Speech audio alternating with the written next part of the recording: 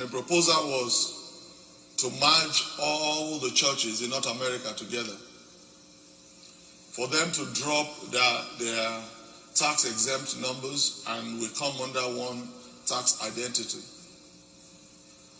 Many of us rejected the idea, and one of the reasons for the rejection of the idea is that if any church in Idaho or any part of America does something wrong and they want to sue them, they will sue everybody together. One of the other things that we said was that if you want to get a loan to do a building or anything, it has to be central, which means everything that we used to enjoy as an entity, we have to go to the central before it can be approved. Either we want to apply for immigration, for any of the pastors or instrumentalists or people that work. It's impossible. You have to go once. Now, 2 or 3 years ago, there was a proposal. The issue was brought up again. They laid it to rest then, and we thought it was over. Then this common purpose agreement, 38-page agreement, came forward on the same issue.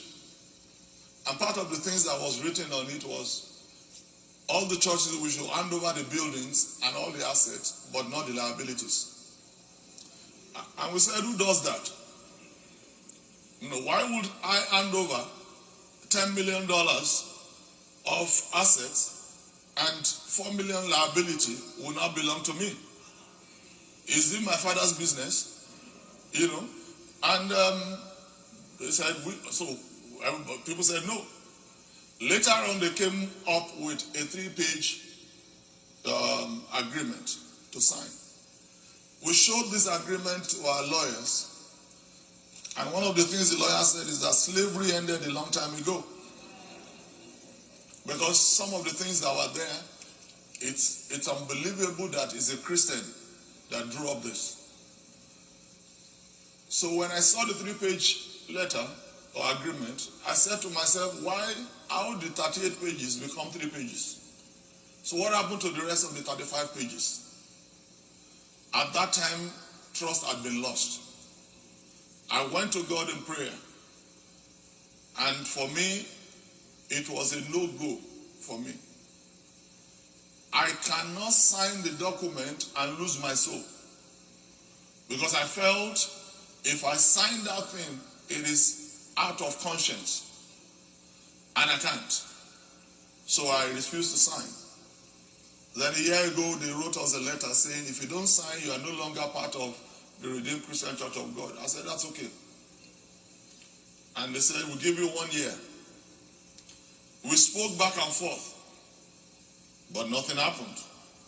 So I knew that they were eventually sending us away as a church. So in February this year, they wrote another letter saying, now that you have not signed for 1 year, you are no longer part of Rccg. So in April this year, I resigned, and just as Baltimore resigned from the organization Rccg North America and Rccg all over the world. So from today, this in fact is our first Sunday as an independent church, not under any organization. Yep. Slavery is over. Are you kidding? Oh. Wow. Where did we go wrong? It's okay, let's be seated. How did we get here? I want you to know that this was not a decision that I take lightly. I have served in this church for 30 years. 30 years that cannot be taken back. Because if you add 30 years to my age, oh my God, I'll be 91. I served for 30 years with nothing from any organization to say you have done well. Oh my gosh, but I know that God is a rewarder. He's a rewarder. He's a rewarder. Where for God you, is a rewarder. Pastor. Hey, we came from Rema to Global, so I understand. Woo! Praise God. Hallelujah. Let's be seated. Hallelujah. I know there will be many people out there who probably you are disappointed by my decision. I'm not. I apologize. But we are not going back. Amen. Never going back.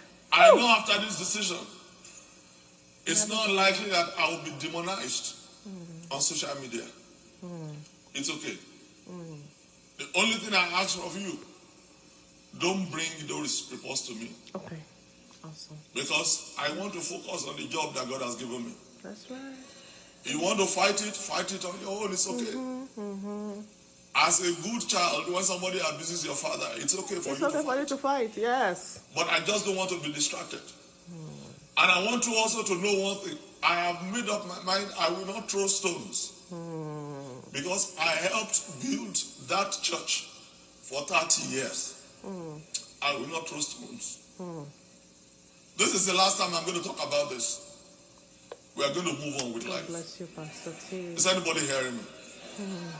And I want you to know that my destiny, your destiny, is not in anybody's hands. Amen. It's in the hand of God. Hallelujah. Woo! Well said. It's in the hand of God. It's in the hand of God. Well said. Yeah.